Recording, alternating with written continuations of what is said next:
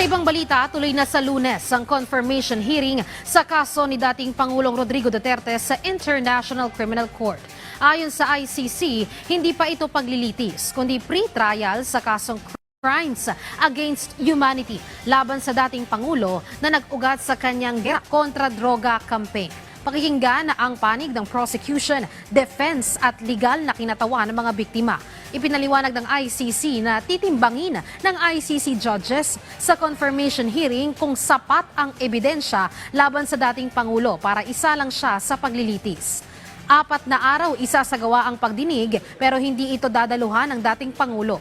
Matapos na pabura ng ICC ang apela ng kanyang kampo.